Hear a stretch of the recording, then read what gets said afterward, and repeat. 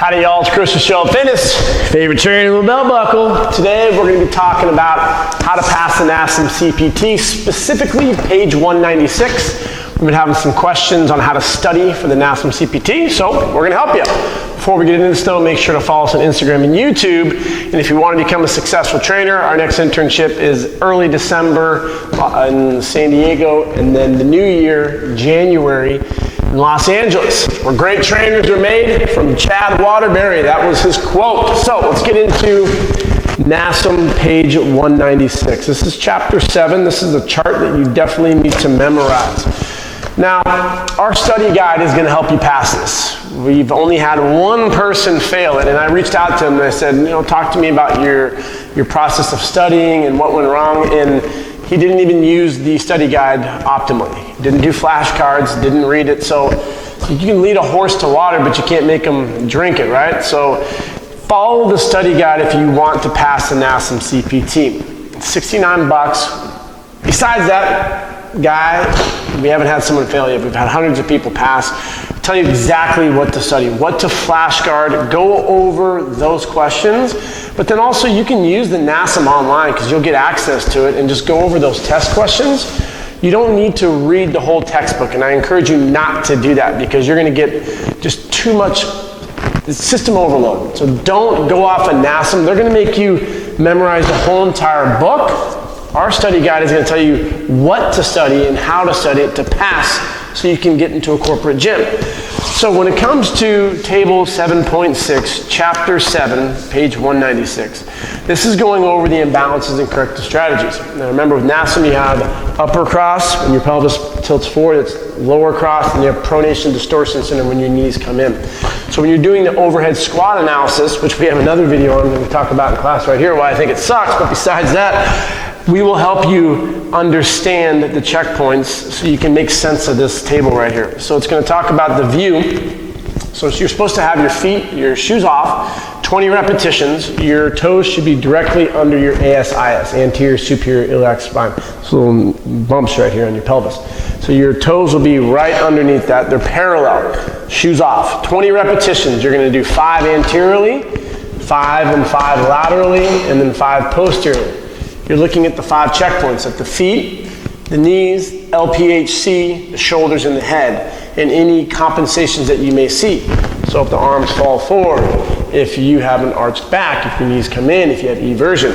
And then you will identify the muscles that are overactive and underactive. From that, Nasm wants you to foam roll everything. You gotta even foam roll your hair.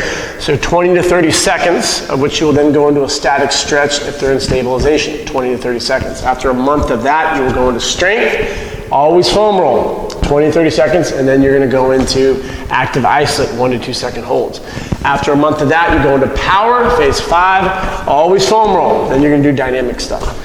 So they'll get into that in chapter 7. Memorize and review our study guide on the terms that you need to know for chapter 7, but we're going to go through how you can optimize this page right here. So when your feet turn out, when you're doing the overhead squat and you get this external rotation, it's going to be your overactive muscles, your soleus lateral gastrocnemius, which is your calf, and then also your bicep femoris. Your bicep femoris is going to insert into the lateral aspect. So if it's tight, you're going to have this slight turn out. So what you need to do on how to study for this is just put feet turn out on a card, flashcard, and then flip it around, and then you're going to have overactive, underactive. And just remember, you always foam roll and stretch overactive, and then you're going to strengthen the underactive. That's how you're going to pass the Nasm. And what they're going to ask you essentially is 3 questions from one side, and the answer will be a question from the other.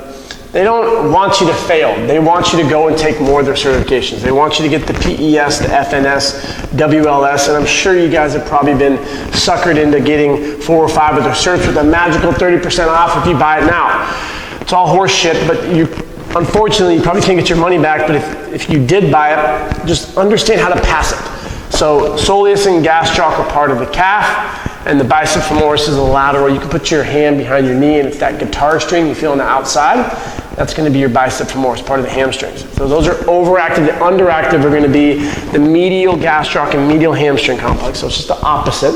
and then you're going to have your gracilis sartorius and popliteus. They're not going to ask you about those. Those are more challenging muscles, but where they are, your gracilis is a medial adductor muscle. It starts on the inner part of your scalene, right here on the ischial tuberosity, and it comes down into the tibia. It's a biarticulate muscle across these two joints. They're not going to ask you about the gracilis sartorius and popliteus. They're going to make it real obvious.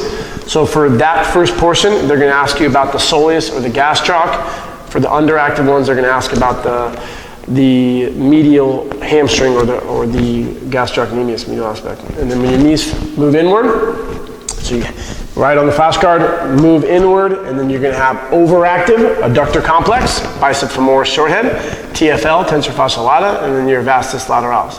Vastus lateralis is on the lateral part. It's a quad muscle. The medial part, which is the underactive one, is your VMO. That's your teardrop. And so again, just write a flashcard, overactive, underactive, and memorize them. So then when you flip it over, what muscles are overactive when your knees move in? And if you take a next step, I would just do 2 flashcards. I would have the overactive ones, underactive ones, but then have a flashcard, your knees move inward, and then parentheses, overactive. And then just memorize those. So when I was in school, anatomy, a professor told me for every hour you learn anatomy, you should spend 3 hours memorizing it. Again, if you get our study guide and you just go through it one time and you spend an hour going through it, you're probably not going to pass it. Just because they're really specific on chapter 6, 7, and 14, and their acute variables in their assessment, so you really need to understand that. But you can spend a good hour a day just memorizing this, so then when you take the Nasm CPT, you literally can do it in 20 or 30 minutes, because when they ask you a question, they're going to ask, which of the following muscles are overactive? And just memorize the overactive one. It's always going to be one of these. Underactive, they're going to give you 3 underactive, so glute max, glute med, and your medial hamstring, and then an overactive one, which will be your lateral gastroc. 3 underactive, 1 overactive. That's how they're always going to ask you the questions. So when your knees move inward, the underactive ones are going to be your max on the posterior side and the med on the lateral side, and then your VMO, vastus medialis, which has been debunked, but Nasm still likes to use that. When you have an excessive forward lean with the LPHC, which is lumbo, which is the lower part, pelvis, hip complex, this. So what's happening here when your arms, when you have that forward lean? So your soleus and gastric at the ankle, because you don't have optimal dorsiflexion, are going to be compromised. Your hip flexors, they're never going to get into the it's funny because the hip flexors, there's 8 muscles that flex the hip, but they always just put it into a large category, the flexors. Your psoas is generally responsible for tight hip when it comes to hip flexion. They're going to say the TFL, rectus femoris, so they're just going to ask hip complex, the flexor complex. Abdominal complex. Abdominal complex is the anterior portion. And the underactive one's anterior tib. Anterior means front side. Tibialis is the larger of the lower shank bones underneath or inferior to your patella. Gluteus maximus, large posterior one, and then your rectus spinae, which is your lower back muscles. Just memorize excessive forward lean, these are the overactive ones. Another flashcard, excessive forward lean, underactive ones. Always foam roll for how long? 20 to 30 seconds. Always static stretch for how long? 20 to 30 seconds. And you activate the weak ones, always using a tempo of, come on, 4, 2, 1. 4 eccentric, 2 isometric, 1 concentric. Low back arches, so you get this anterior tilt, hip flexor complex overactive, TFL, which is tensor fascia lata. It's a lateral abductor of the hip, but it also flexes. And then you're going to have your rectus femoris, which is the biarticulate quadricep muscle. Quad means 4, rectus femoris in your vastus group, lateralis, medialis, intermedius. They're not going to ask you the specifics of the quad muscles. Latissimus dorsi, that's your lats. So those are overactive, and then the max and the hamstring complex are underactive, as well as the core muscles. They're not going to ask you like your multifidi or your pelvic floor muscles. It's just all core muscles are weak. So rectus abdominis is overactive. Underneath your TA, your transverse abdominis, are going to be underactive. So let's go to the upper body, and when the arms fall forward. So if your arms are falling forward, your lats are not allowing you to get full flexion, therefore they're going to be overactive, as well as the teres major, and you can feel those just by reaching for your scap, and you feel those muscles right there. The superior one's going to be more your teres major, the big meat part is going to be your lats, as well as the pec major and minor. Pec major is the superficial one. You remove the pec major underneath, you're gonna have the pec minor. You put your arms out and you flex your elbows right there. Secondary breathers, the pec minors arm. So you're gonna work with foam rolling those. And Nasm's gonna always have you foam roll, use a foam roller, but what you can do is just get like a lacrosse ball, or I like to use a barbell and get in there, hold for a little bit and just work on some extension and flexion. The weak muscles are gonna be your mid-lower traps. So the traps are one muscle, three parts. The upper ones are always overactive, and the middle and then the lower, they're gonna work with retraction of the scapula. And then your rotator cuff. There's four muscles, the supraspinatus, infraspinatus, teres minor, subscapularis. And then we have the shoulders elevate. So when you do some rowing and you initiate with the traps, you can just cue this, but Nasm doesn't want you to cue it. They want you to foam roll and stretch everything. So when you have elevation, your upper traps are overactive. And if those are overactive, then you're probably gonna have the mid and lower ones underactive. As well as the sternocleidomastoid muscle. They like to ask that one a lot. So that's one of the strongest muscles in the human body is your masseter right here.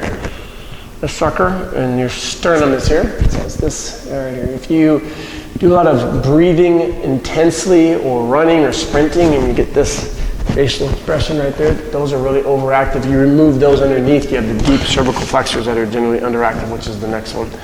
Your levator scapula, it's one of the 17 muscles of the shoulder, which I always love Nasm. You guys only have 16 of the 17 muscles. I think they ran out of funding with their Appendix D in their anatomy, but they don't have the coraca brachialis, which is also a shoulder muscle, but your levator scapula is behind the traps back here. Mid and lower traps are underactive. So last but not least, your head protrudes forward. So we got elevation when you pull, but then what happens when your head comes forward? You see it a lot with push-ups, with rows, bench press, the head comes off the bench. So generally, you want to strengthen the deep cervical flexors, which are underneath the sternum. And it's the same muscles as the one before. So your upper traps, sternocleidomastoid, and then your levator scapula. So those are overactive. These ones are underactive. You don't really need to memorize the other two categories, the sample SMR or sample strength exercises. They're not going to ask anything along those lines, like which type of SMR are you going to do? No, they're just going to ask here's the compensation. So knee valgus, dynamic knee valgus. They may even say, they like to say the knees just move inward. So which muscles are overactive? So if you have that flashcard and you write overactive, you'll see the adductor complex. That's what you're looking for. And then the underactive ones are what they'll put on there. So they'll put the glute max, the mean, your anterior tibialis. So when you look at the questions, my mind sees it as red, red, red, green. What's the misfit? And it's green. So your knees moving in, your adductor complex, you're going to look for your biceps femoris, you'll look for your vastus lateralis, your TFL. Generally, they're going to go with the adductor complex. Here are the muscles that if you had to choose to really, really memorize, your gastroc, they like to ask that one because it's more common. Your adductor complex, they love. Your hip flexor complex, they love. Your lats, they love. Your upper traps, they love, as well as the pec major.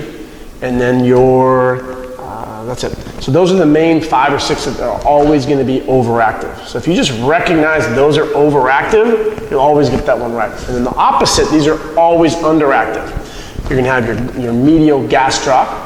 They love asking about the VMO, vastus medialis oblique muscle, your glute max and med, and then your transverse abdominis, your deep core muscles, your mid and lower trapezius, and then your deep cervical flexors. Those are always underactive. So just put those on a sheet and just memorize it.